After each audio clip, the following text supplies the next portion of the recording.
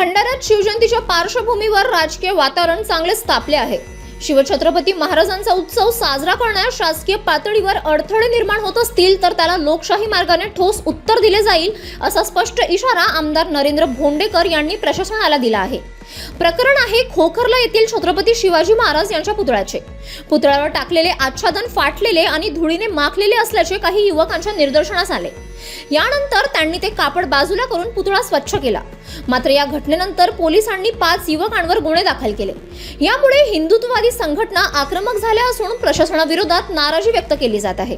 शिवजयंतीनिमित्त आयोजित bike rally दरम्यान आमदार भोंडेकर यांनी प्रशासनावर जोरदार टीका केली।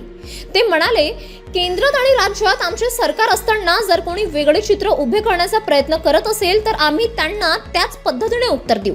अभी तो शुरुआत है, पिक्चर अभी बाकी है। आम्ही जनतेसोबत आहोत।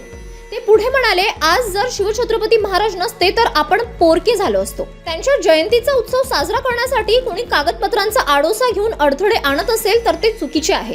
कायदा हा जनतेसाठी आहे आणि अधिकारही जनतेच्या सेवेसाठी आहेत। या वक्तव्यामुळे प्रशासन आणि राजकीय वर्तुळात खळबळ आली आहे। शिवजयंतीच्या पार्श्वभूमीवर भंडाऱ्यातील वातावरण अधिकच तापलेले दिसत आहे। आता या प्रकरणावर प्रशासन काय भूमिका घेणार? युवकांवरील गुन्हे मागे घेतले जाणार का? आणि या इशाऱ्यानंतर पुढची राजकीय दिशा काय असेल याकडे सर्वांचे लक्ष लागले आहे।